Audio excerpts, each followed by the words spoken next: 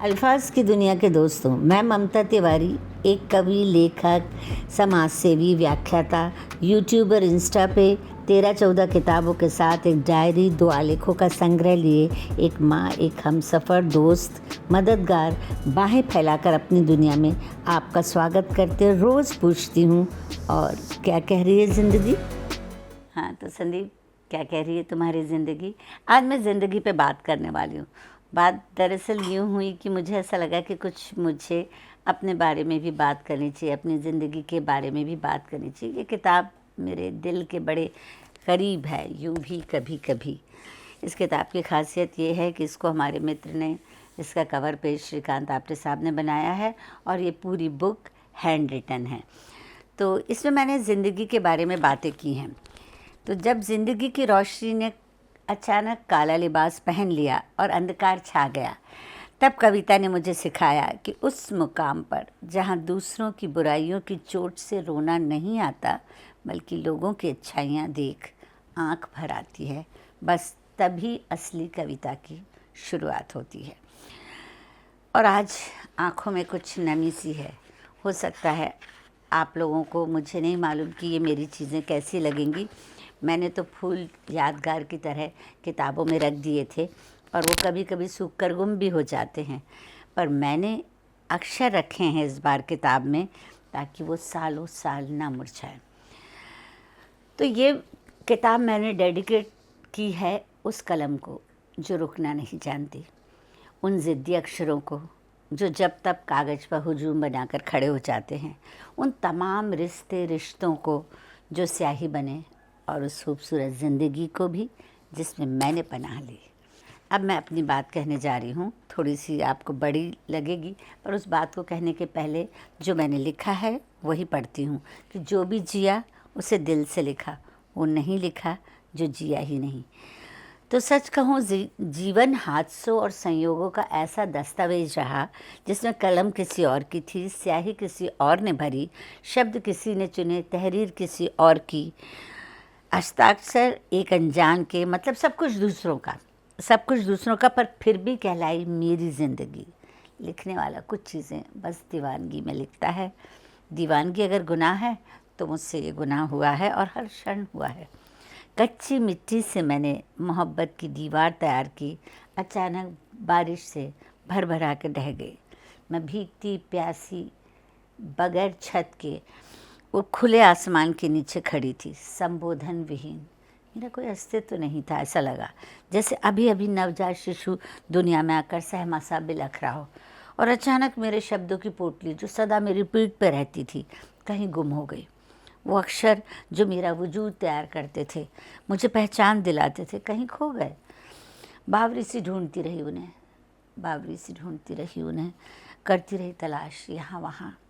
बोलने के लिए चंद काम चलाऊ शब्द थे जो अमूमन सभी के पास होते हैं।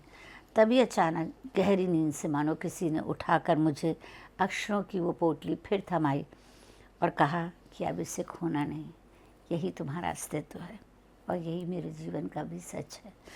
सालों से मेरे जीवन का अर्थ दूसरों ने निकाला, मैंने अपने उसूल खुद तय नहीं किए थे, पर जिस दिन क्या कह रही है ज़िंदगी नाम की मेरी प्रथम पुस्तक के साथ दुनिया के मंच पर आकर खड़ी हुई, उसी समय मानो ज़िंदगी के मायने मेरे हाथ आ गए। अब मैं कह सकती थी कि मैं ज़िंदगी से क्या चाहती हूँ। ज़िंदगी मुझसे नहीं, पहले ज़िंदगी जो चाहे मुझसे करवा लेती थी, कभी समाज, कभी रिश्ते, कभी दोस्त बन के। अब ये बागडोर अपने हाथ लेना मुझे बड़ा भला लग रहा है। मैंने फिर से हिम्मत जुटाई, फिर बसंत ऋतु आई, फिर हरियाली छाई। अब की बार अक्षरों की मिट्टी से मैंने नई दीवार बनाई और शब्द फिर चल पड़े एक दूसरे की उंगली थामे अंतहीन यात्रा पे, एक नए मकाम की तलाश में, सोचते हुए कि होता है यूँ भी कभी कभी।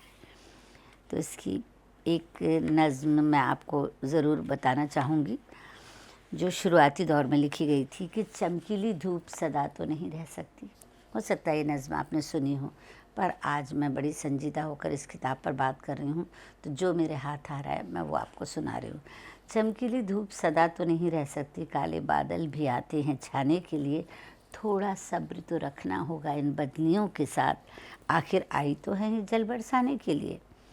बहा देना सारी कड़वाहट इस बरसते नीर में, कोई पानी मत रोकना सड़ जाने के लिए। निर्मल हृदय लिए कूद पड़ना जद्दोजहद में, ज़िंदगी ज़िंदगी खेले जाने के लिए। और गिराने होंगे बहुत से पर्दे, गिराने होंगे पर्दे बहुत सी बातों पे, गिराने होंगे पर्दे बहुत सी बातों पे, ज़िंदगी को ज़िंदगी बनाने के लिए। दरअसल बात यह है कि मैं ज़िंदगी की वो आज्ञाकारी बिटिया हूँ जो झट उसका कहना मान लेती है, और यही वजह है कि मुझसे वाबस्ता सारे फैसले ज़िंदगी लेती है और मैं बिना किसी तर्क के उसमें शामिल हो जाती हूँ। तो कैसे नादा हैं ज़िंदगी को घर में छोड़कर बाहर ज़िंदगी ढूंढने निकले हैं, कैसे नादा हैं ज़िंदगी को घर में छोड़कर बाहर ज़िंदगी ढूंढने निकले हैं। बड़े नासमझ बंदे हैं, बाहर कहीं खुशी ढूंढने निकले हैं। तो इस नज़्म का उन्वान है हेलो ज़िंदगी। ज़िंदगी सुबह सुबह सबके घर आती है, लेकिन कभी हम गौर नहीं करते कि छोटी छोटी खुशियाँ मिलकर ही हमारी ज़िंदगी को खुशियों से भर देती हैं। मसलन कि ज़िंदगी सुबह सुबह आती है मेरे घर, ज़िंदगी सुबह सुबह आती है मेरे घर, दरवाज़ा खटखटाती है, कभी बन के धूप, कभी ठंडी बयार, कभी बन के मुंडेर पे बैठी चिड़िया, कभी बच्चों का प्यार, कभी बन के दूध वाला। अच्छा, आप सोचो दूध वाला नहीं आया, हम सब कितने बेचैन हो जाते हैं, फिर अचानक दूध वाला आ जाता है तो फिर कितने खुश हो जाते हैं।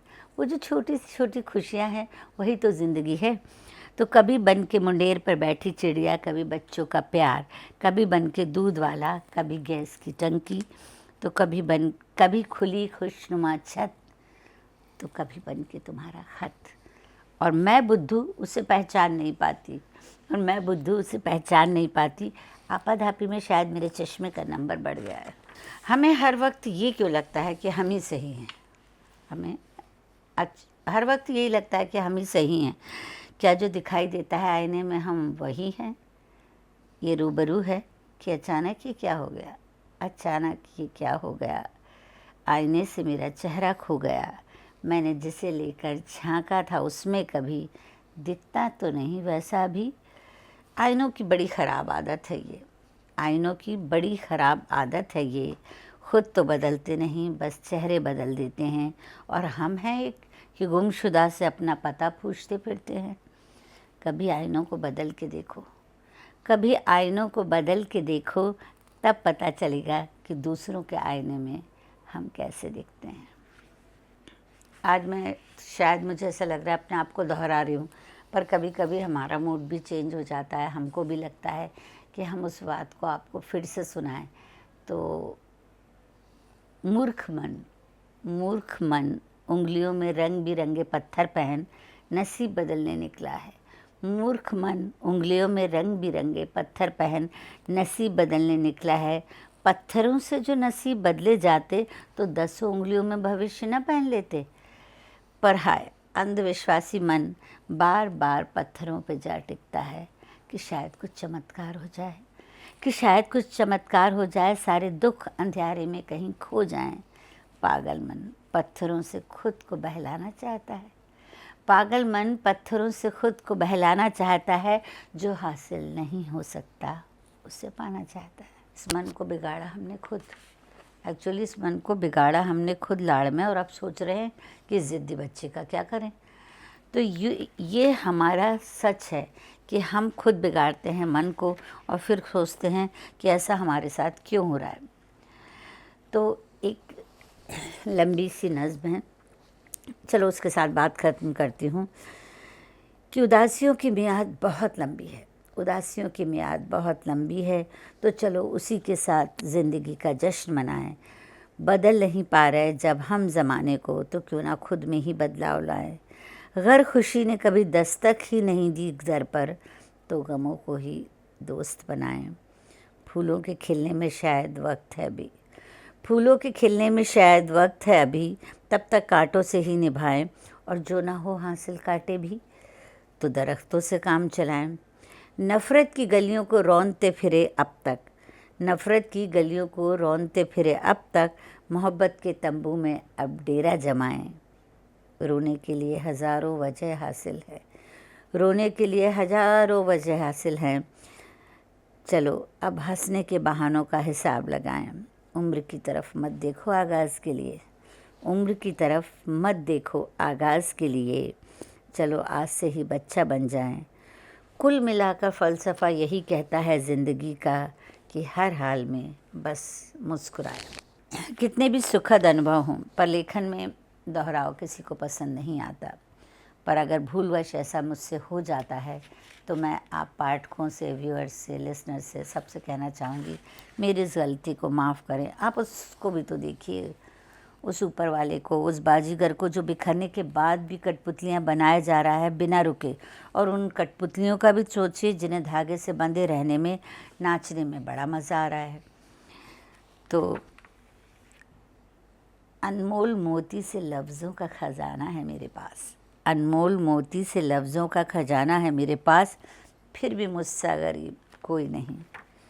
क्यों हम वो तलाशते हैं जो हमारे पास नहीं है, जो हमारे पास है, जिससे हम माला माल हैं, उसकी तो बात ही कुछ और है।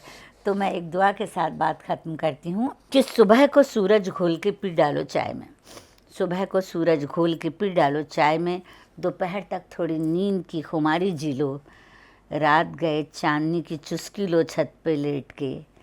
ये नशा भी ज़रूरी है जीने के लिए। शुक्रिया।